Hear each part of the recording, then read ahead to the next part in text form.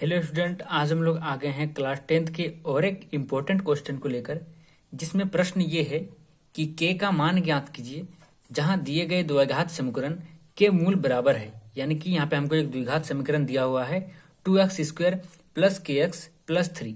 इसमें हमको इस के का वैल्यू को जो है वो फाइंड करना है और इस जो समीकरण है इस समीकरण के मूल जो है वो बराबर है। तो देखो, सबसे पहले हम बराबर मूल के लिए जान लेते हैं। बराबर मूल का मतलब है कि आप लोग जब भी x का वैल्यू निकालते हो, ये जो x होता है उसका जब भी वैल्यू निकालते हो तो देखना वो हमेशा दो टर्म में निकलता है। यहाँ पे कुछ समथिंग +3 -1 ऐसे में कुछ x का वैल्यू निकलता है, यानी कि 2। तो इसमें जो दो वैल्यू निकलेगा ना x का, वो दोनों बराबर होगा। ठीक है, तो देखो द्विघात समीकरण का अब चलिए सूत्र के साथ देखते हैं। तो एक सूत्र होता है, जब भी लिखते हैं यहाँ पे हम हल, क्या लिखेंगे? हम जानते हैं, क्या जानते हैं कि जब भी किसी द्विघात समीकरण का मूल बराबर होता है तो उसका फॉर्मूला होता है b² - 4ac = 0। ये उसका सूत्र होता है। ठीक है, जब भी कोई द्विघात समीकरण का दो मूल बराबर होगा तो ये फॉर्मूला हो जाएगा। अब यहाँ पे BAC क्या है तो वो देखते हैं। इस समीकरण से लिखेंगे, समीकरण को, इसको हम समीकरण 1 मान लेते हैं। समीकरण को ax² plus bx plus c से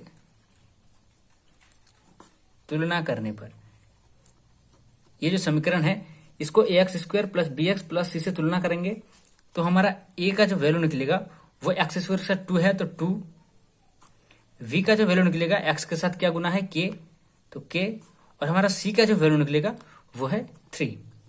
बस यही तीनों का वैल्यू हमको चाहिए। अब हम इन तीनों को वैल्यू को समीकरण 1 में रखेंगे तो क्या लिखेंगे? समीकरण